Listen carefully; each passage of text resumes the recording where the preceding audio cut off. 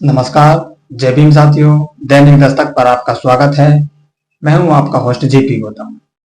साथियों, खबर दिल्ली से है। दिल्ली के एक मंत्री आम आदमी पार्टी की सरकार में मंत्री रहे, कह सकते हैं कि पूर्व मंत्री। उन्होंने आम आदमी पार्टी की सदस्यता और उसके जो सभी पद हैं उसको छोड़ दिया है और उन्होंने कांग्रेस ज्वाइन कर ली है। आज दोपहर में ही उन्होंने इन दोनों बातों का खुलासा किया है। पहले तो उन्होंने सोशल मीडिया के माध्यम से ये बताया था कि मैंने जो आम आदमी पार्टी है इसकी जो प्राथमिक सदस्यता है और इसके जो सभी पद हैं उसको छोड़ दिया है, और बहुत सारे जो कारण है, बहुत सारे जो आरोप है उन्होंने आम आदमी पार्टी और उसके जो नेता हैं उसके पर लगाए हैं। इसके थोड़ी देर बाद ही साथियों खबर आती है कि जो राजेंद्र पाल गौतम जी हैं उन्होंने कांग्रेस पार्टी ज्वाइन कर ली है। तो कांग्रेस पार्टी ज्वाइन उन्होंने क्यों की है, बहुत सारे सवाल साथियों इस समय सोशल मीडिया पर उठ रहे हैं और तरह तरह की जो बातें हैं, तरह तरह के जो कयास हैं वो लगाए जा रहे हैं। लेकिन राजेंद्र पाल गौतम जी ने बताया है क्यों उन्होंने कांग्रेस ज्वाइन की है। सभी को नमस्कार। साथियों, जैसा कि आप जानते हैं कि दिल्ली की सरकार में मंत्री रहते हुए जय भीम मुख्यमंत्री प्रतिभा विकास योजना जैसी योजना हमने बनाई। लोग सीवर में मर जाया करते हैं, कोई सरकार केयर नहीं कर रही है। लेकिन पहली बार मैकेनाइज तरीके से 200 सीवर मशीनें लाके सीवर में उतरना बैन करके सीवर में होने वाली मौतों को दिल्ली में रोका और एक देश के सामने एग्जाम्पल पेश किया कि जो लोग इंसान के मल में उतरते हैं वो भी इंसान हैं, उनकी जान की कीमत होनी चाहिए। लेकिन अनफॉर्चुनेटली पूरे देश के अंदर हम देख रहे हैं जाति और धर्म के नाम पे लगातार उन्माद पिछले लगभग 10 सालों में बहुत ज़्यादा बढ़ गया है। जगह जगह दंगे हो रहे हैं और दलित लोगों के साथ, विशेष रूप से अनुसूचित जाति, जनजाति, पिछड़े वर्ग और माइनॉरिटीज़ के साथ चुन चुन के उनका जाति धर्म देख के जो उत्पीड़न किया जा रहा है। ऐसे में जो राहुल जी ने एक नारा दिया भारत जोड़ो यात्रा के तहत कि मैं नफरत के बाजार में मोहब्बत की दुकान खोलने आया हूँ, उस नारे ने दिल को छू लिया। और उन्होंने जो कहा कि संविधान की रक्षा करनी है और देश में सामाजिक न्याय को आगे बढ़ाते हुए सभी वर्गों को उनके जनसंख्या के हिसाब से हिस्सेदारी भागीदारी मिलनी चाहिए, उस बात ने प्रेरित किया कि इसी बात की तो लड़ाई फूले, साहू, अंबेडकर, पेरियार, डॉक्टर बाबा साहब अंबेडकर जी ने लड़ी है पूरे जीवन।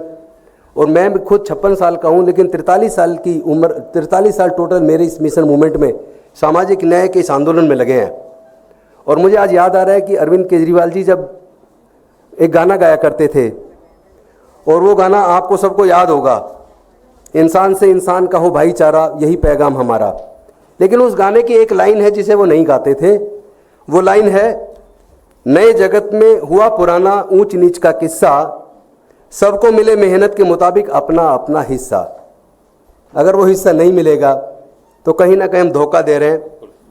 और इसीलिए मुझे पहले मेरा संघर्ष इस बात के लिए हमेशा रहा, आम आदमी पार्टी में रहते हुए भी, कि सबको उनकी मेहनत के मुताबिक जिम्मेदारी हिस्सा मिलना चाहिए, मान सम्मान होना चाहिए सबका। उन्होंने जो मुझे मौका दिया 2 बार विधायक लड़ने का और बहुत बड़े मार्जिन से 2 बार जीत हुई, मंत्री बनने का मौका दिया, उसके लिए तो मैं उनका आभार व्यक्त करता हूँ। लेकिन मेरी लड़ाई कहीं और है।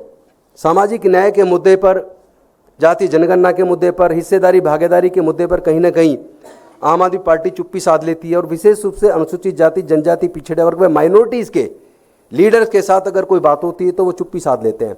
ये बात कहीं ना कहीं दिल को लगती है, ठेस लगती है। और हमने कोशिश की पार्टी में रहते हुए कि सामाजिक न्याय पे आप लोग आइए, और आप सामाजिक न्याय पे नहीं आएंगे तो फिर कैसे, हमारा विचार नहीं मिलेगा। इसी वजह से अल्टीमेटली दुखी मन से कि भाई यहाँ से सामाजिक न्याय की लड़ाई आगे बढ़ाना मुश्किल है। और मेरी लड़ाई कोई एमएलए, एमपी, मंत्री बनने की नहीं है, कभी नहीं रही।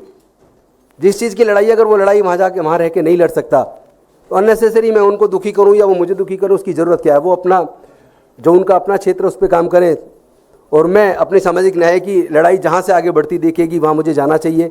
और आज मुझे लगा कि चूँकि जो हमारे कांग्रेस के राष्ट्रीय अध्यक्ष हैं खड़गे जी, उनका खुद का जीवन संघर्ष से भरा रहा है, और राहुल गांधी जी का पूरे परिवार का जीवन संघर्ष से भरा रहा है। और वो आज अगर सामाजिक न्याय की बात कर रहे हैं, संविधान की रक्षा की बात कर रहे हैं, अगर वो हिस्सेदारी भागीदारी की बात कर रहे हैं कि सभी क्षेत्रों में हिस्सेदारी भागीदारी होनी चाहिए और वो मैं करके रहूँगा, उन्होंने यहाँ तक कहा कि ये मेरा राजनीतिक मिशन नहीं है, मेरे जीवन का मिशन है। इस बात ने कहीं ना कहीं मेरे दिल में जगह की, और मेरे भी जीवन का जो मिशन है वो राजनीति या एमपी एमएलए बनना, मंत्री बनना या कोई बड़ा पद लेना, ये कभी नहीं रहा, और ये आम आदमी पार्टी के साथी भी जानते हैं।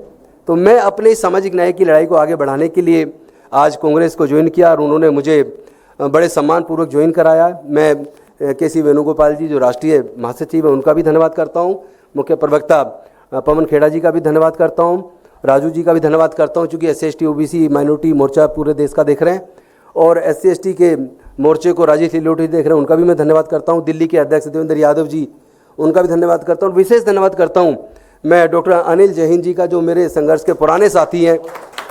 उन्होंने हमने मिलके इस इंडिया गठबंधन के लिए चुनाव के दौरान अपने संविधान सम्मान समारोह के लिए लखनऊ में बहुत बड़ा प्रोग्राम किया, जिसमें राहुल जी थे। हमने हरियाणा में पंचकुला में प्रोग्राम किया, अभी बनारस में किया। चूँकि वो नॉन पॉलिटिकल प्रोग्राम है, किसी राजनीतिक मंच से नहीं किए, वो सब संविधान के सम्मान में किए हैं, और उस लड़ाई को हम आगे जारी रखेंगे। मैं आप सब साथियों का धन्यवाद करता हूँ। भारद्वाज जी भी साथ बैठे हैं, उनका भी मैं धन्यवाद करता हूँ। हम लोग तो कॉलेज के बड़े पुराने साथी हैं। भारद्वाज जी, हम जब ये यूनिवर्सिटी का चुनाव लड़ते, मैं भी LLM का प्रेसिडेंट रहा उस दौरान। राजेश लिलोटे जी मेरे बड़े पुराने साथी हैं। चूँकि 24 सितंबर 2002 को समता सैनिक दल का स्थापना दिवस था, और उस दिन हमने जब leader of opposition Sonia Gandhi ji थी, उनको मुख्य अतिथि के तौर पर बुलाया था। मंच संचालन मैंने खुद किया था। तो तब से मैं क्लोजली वॉच कर रहा हूँ अपने इन साथियों को, और मुझे लगता है कि हम लोग मिलके पूरे देश में सामाजिक न्याय की लड़ाई को और मानवता की इस लड़ाई को, इंसानियत की लड़ाई को, जिसमें जाति और धर्म के लिए कोई स्थान ना हो, एनिहिलेशन ऑफ कास्ट जो बाबा साहब ने लिखी थी, मुझे लगता है उसको पूरा करने का समय आ गया है। बहुत बहुत धन्यवाद, शुक्रिया। क्या आम आदमी पार्टी सामाजिक न्याय की लड़ाई को लेकर आगे नहीं जा रही थी? क्या अरविंद केजरीवाल गंभीर नहीं है सामाजिक न्याय को लेकर?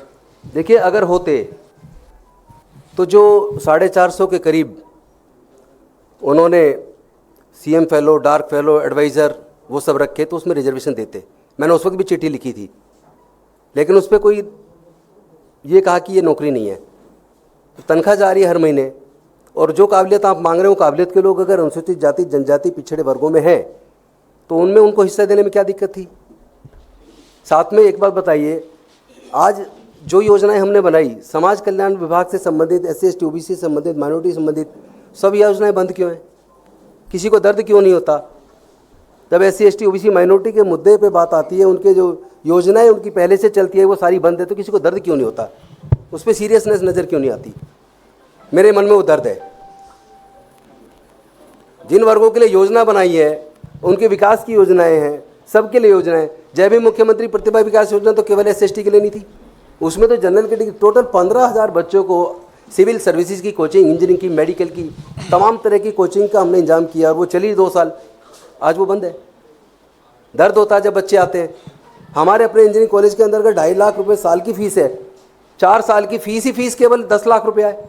उसके बाद हॉस्टल का खर्चा, खाने का खर्चा, सारे खर्चे जोड़ लिए जाएँ, 15 लाख से कम में एक बच्चा इंजीनियरिंग की डिग्री नहीं कर सकता दिल्ली के इंजीनियरिंग कॉलेज से। अब पढ़ाई, पैसे के अभाव में बच्चे पढ़ाई छोड़ रहे, कौन देखेगा? मैंने कहा था बजट में कम से कम 150-200 करोड़ ऐसे बच्चों के लिए दे दो जिनके पास पैसा नहीं है, फीस जमा नहीं कर सकते। मेरे पास बच्चे आते हैं, फीस के लिए इंतजाम कर दो। मैं अपने यार दोस्तों से मिलकर 2-4 बच्चों की फीस का इंतजाम किया, लेकिन इतने बच्चे का मैं कहाँ कर पाऊंगा? तो वो दर्द है मेरे दिल में। ऐसे बच्चों के लिए किसी को कोई सीरियसनेस नहीं है। राजन जी, आपसे मैं पूछना चाहता हूं कि पिछले कुछ बयान थे आपके कि मंदिर पे आपने कहा था, लोगों से अपील की थी नहीं जाना है, भगवान राम को नहीं मानना है, तो क्या पिछले बयानों पे अभी भी कायम है? क्योंकि आप कह रहे हैं कि सबको अपने अपने धर्म के प्रति आस्था रखने की स्वतंत्रता है, आज़ादी है, भारत का संविधान सबको इजाज़त देता है।